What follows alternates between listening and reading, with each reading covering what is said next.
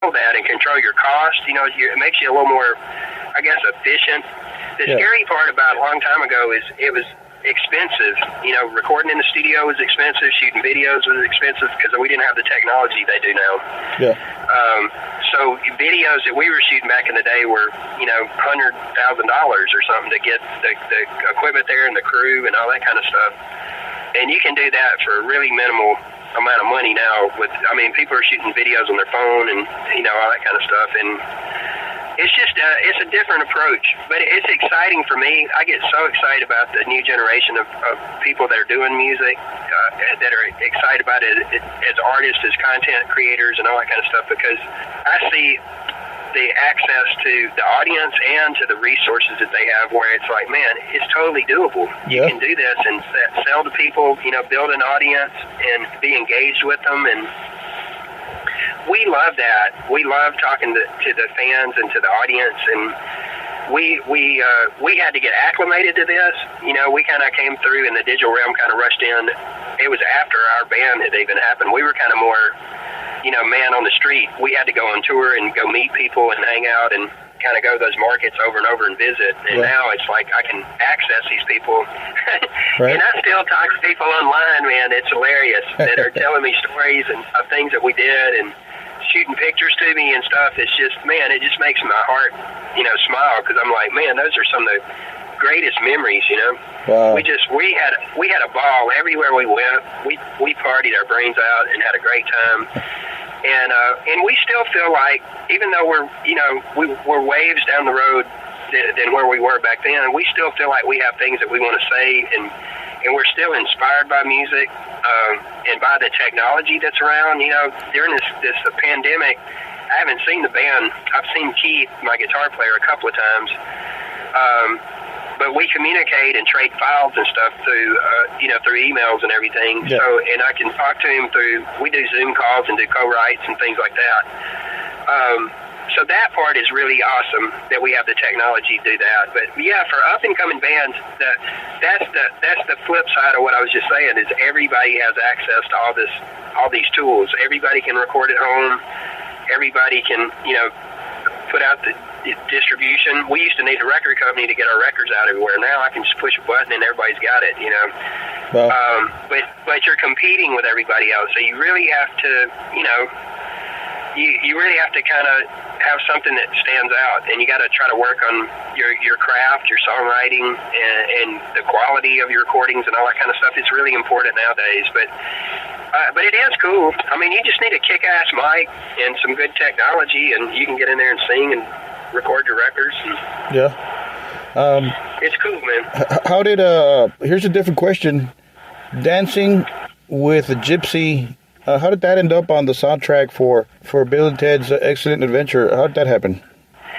A&M was doing the soundtrack for the movie, and so we had shopped 4 songs to them.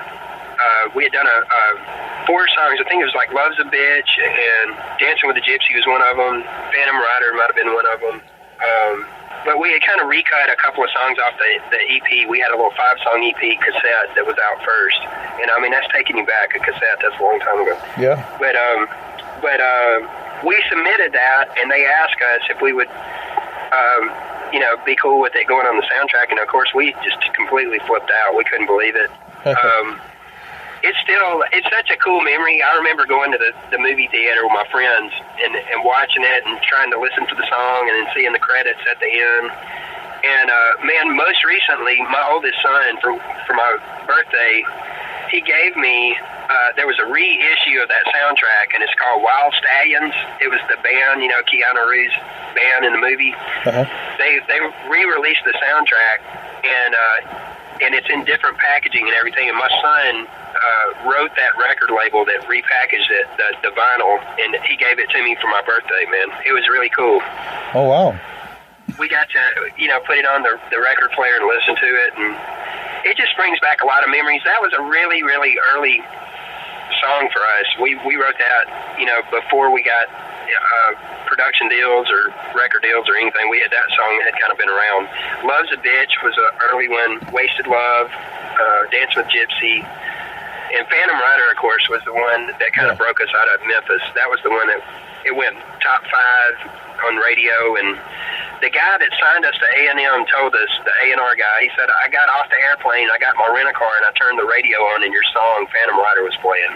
And he said, I knew I was going to sign you. Oh, wow. Great. That was the story he told us. It's a badass song. Great song. One of my favorites, for sure. Oh, yeah. Now, here's a little downside to the interview. Why did the band stop playing back in '94 the first time, I guess? What happened there?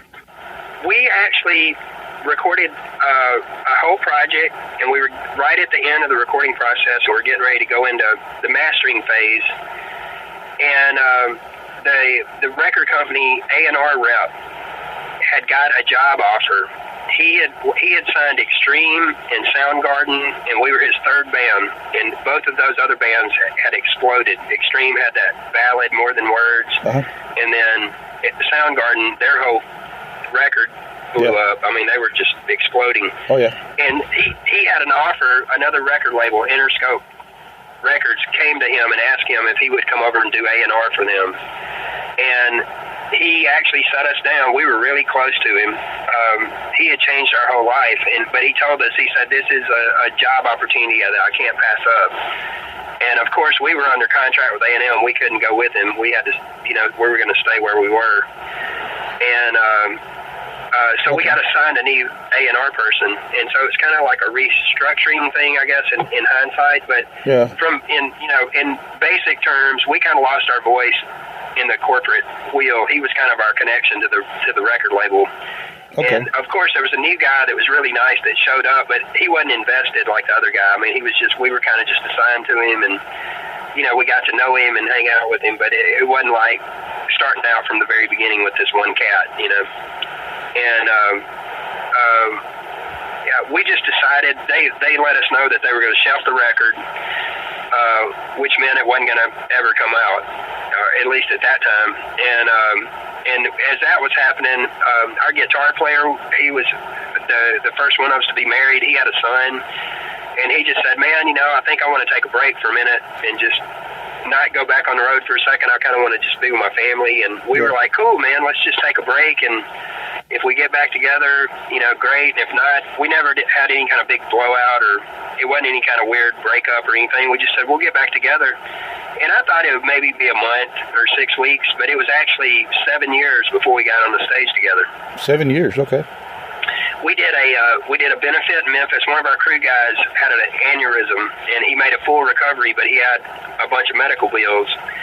And so we decided to get together to raise some money for him.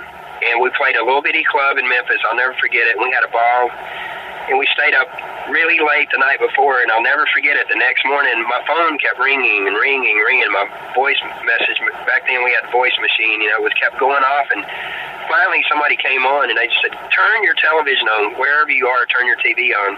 And I turned it on, and it was the towers. The first tower had been hit. Yeah, and so I'll never forget it. I'll never forget that. But anyway, we continued to see each other. We were still creative and talked to each other about music and all that, but we just weren't touring or traveling. We all of us got focused on our families. Around the end of the 90s is when I met my wife, and I was still I kept singing and playing after TORA. I did some solo stuff and all that, and I just decided I wanted to come off the road, man. I just said, man, I'm kind of fried. Yeah. I was playing like honky tonks and stuff like that, and I just said, man, I think I want to come home and just take a break. And I actually went back to college and got my bachelor's and my master's degree in the entertainment industry, so I could maybe help young people that are doing it. So I came here to Nashville. I worked for Sony and RCA at the record labels. I worked in music publishing, and I'm a professor of entertainment business now. I teach little young artists and stuff about the music industry. Yeah, I saw that. I saw an interview where you talk about that. So are you still a teacher?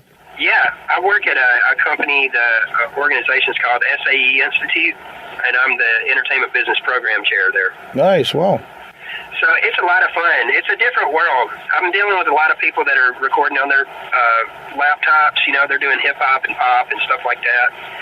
But the basic fundamental stuff to it, of just how to get started in a business and everything, or it's still the same as it was when I started a long time ago. It's just in the digital realm, now. What does Anthony Quarter listen to? What's on your playlist? Back in the day, I would say, what's on your iPod, but that doesn't exist anymore, huh? Yeah, I still listen to a lot of the same stuff. I still listen to Zeppelin, all the classics, Aerosmith and all that stuff. I listen to the Black Pumas. I listen to Marcus King. We were listening to Black Crowes last night. My son was getting into them. I've got 3 boys. And my youngest one, the other 2 are off at college now, but my youngest one is 11th grade. And he came in and played me some new track by the Black Crowes that he likes. Oh, wow. But I listen to everything, man. I listen to everything from Ray Charles and Etta James to, all the normal stuff we listen to from our era, all the Kicks, and I love Kicks, man. Those guys are still awesome. Oh, yeah. Tesla. Yeah. We listen to their new stuff. We listen to a lot of different things. It's pretty cool, man. I like kind of listening to everything. Up here in Nashville, when I first moved here, I was working for the record label. I moved up here, and I was working actually in the country world. And that was kind of interesting. And then I worked for a Christian rock label, and it was really crazy. Some of the bands sounded like, Stone Temple Pilots or, Black Sabbath or whatever. They sounded super heavy. Really? And it was closer to kind of the TORA stuff. It was more rock. I kind of went out of the country world over there, and then I ended up going into publishing. But so I listen to a little bit of everything, man. I'm kind of all over the place with the stuff I've been listening to lately. I've been listening to there was the voting for the Grammys came along, and that's a lot of times I start kind of digging in on some of those records and things that are up for that. So. But I still love to rock, man. I still love that. Keith and us, all of us still love to get together and crank up. Keith's writing a lot of music right now. That's kind of what we've been focused on. We're promoting an EP we let out last summer. It's unplugged. We recorded that in Memphis. It's got 5 tracks on it. And we had never done that before. We've always been electric. We've never done an acoustic show like that. So that was kind of a unique setting and some cool recordings. And so, we got some surprises for this year, some more things, some outtakes and things like that we're going to be dropping out to kind of hold people over until we get some more recordings out. So that was one of my questions right there. What's next for you guys? What can fans expect from TORA and Anthony? But, yeah, man. Yeah. We're writing, we're recording. We're probably, I guess you could say we're kind of in pre-production phase. We're not in a hurry. With all this COVID stuff, we want to be really careful, and we don't want to make anybody, ourselves or anybody sick, put anybody in danger.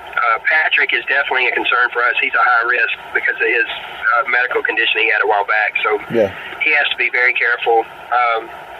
But yeah, if I'm talking to everybody right now, I'd just say, hey man, we got a stack of songs that we've already, been working on and written.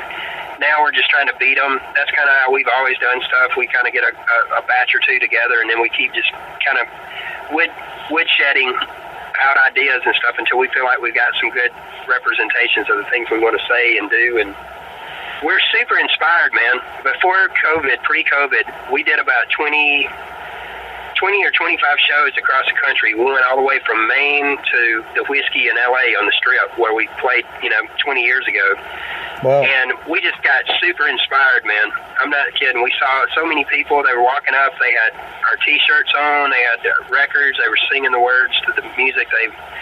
It's just the most incredible feeling to think about all those experiences that we shared together. And we don't take that for granted. We know that we're really lucky that we're still able, to get out and do it and play. And we just wish everybody safety and health and happiness. We just want them to be careful. I'm very hopeful with the vaccines and stuff coming out now. Hopefully things in maybe closer to the end of summer that things can start opening back up. I know we have Rock Timber that was on the books last year. They got postponed. That'll be coming up. Hopefully, I've seen them announcing that they had transitioned the dates or whatever to that. Yeah. And so we've got a few things on the books. We'll just see how this pandemic is, push pause for everybody. So we just got to see how this thing all pans out. But I can't tell you how much I appreciate you, man, talking to